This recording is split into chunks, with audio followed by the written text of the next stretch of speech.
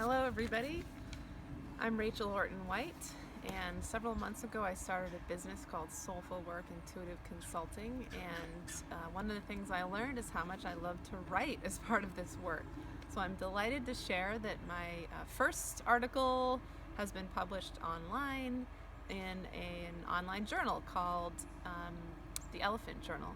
So I would like to read it to you here, and before I do that, I just want to request, if you like the article, then please share it on Facebook, on whatever social media outlet, your email list, that you feel inclined to do so. The more people that get to see this, the more I can spread the word about this message that I'm hoping to share with as many people as possible.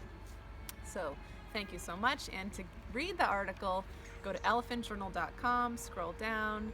It says the latest, and the article is called When Asking for Help Can Save Our Lives and Our Dreams. So here it is for you now. We are a nation founded on individualism and self-sufficiency.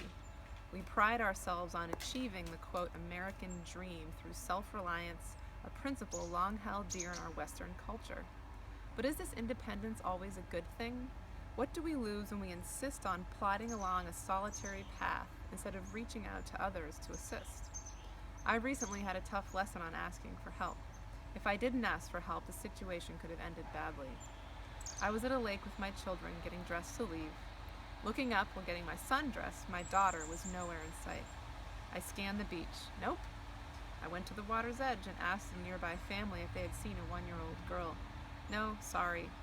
I paced the shore, terrified of the worst possible scenario. I ran to the lifeguard and asked him. Then I started running around the beach.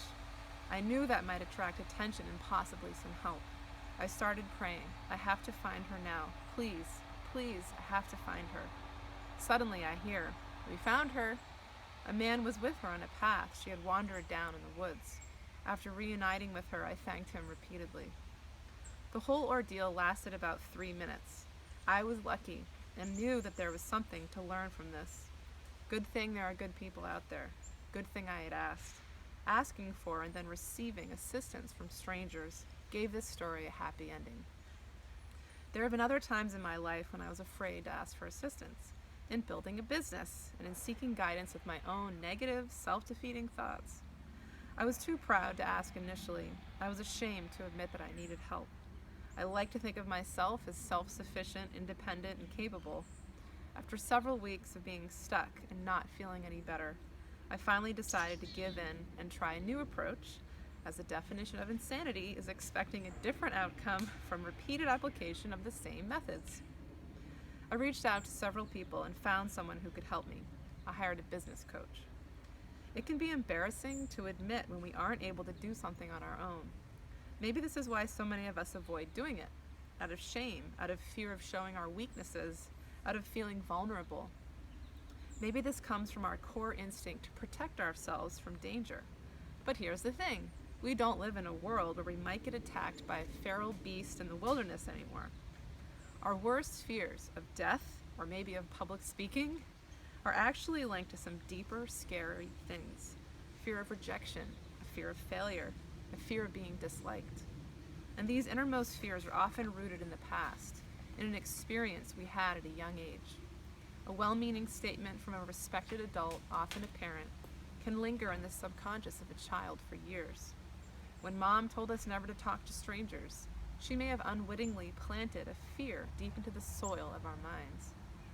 Like an invasive weed, this fear can grow into a habitual pattern of shying away from other people as an adult. When we don't pick up the phone and invite someone to coffee, or when we don't send that email asking to chat about an idea we have, we miss out on some golden opportunities. In my case, the state of emergency of losing my daughter took precedence to any fears I had about being, quote, seen, a real one for a natural introvert like me. Can I apply this to other parts of my life too? Can I pretend that I have to reach out to others and ask for help, as if my life depended on it? Can you? Maybe then you could take someone up on their offer to teach you that wonderful art form you've always longed to create. Ask that beautiful person that intrigues you out on a date. Or take the plunge and collaborate with a trusted friend to make your brilliant idea into a thriving startup business. We pride ourselves on achieving dreams with our efforts alone. There comes a point when that just doesn't work anymore, when no matter what we do, life is not taking us to the place we want to go. We need other people to lift us up.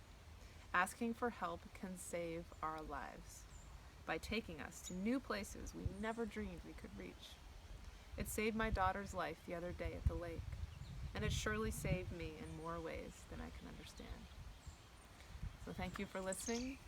Please check out elephantjournal.com to find this article and share it broadly and widely if you're so inspired. And to connect with me, you can find me on soulfulworkconsulting.com. Also on Facebook and a variety of other places. So thanks so much for listening. It's been my honor to share this with you today. Have a wonderful day.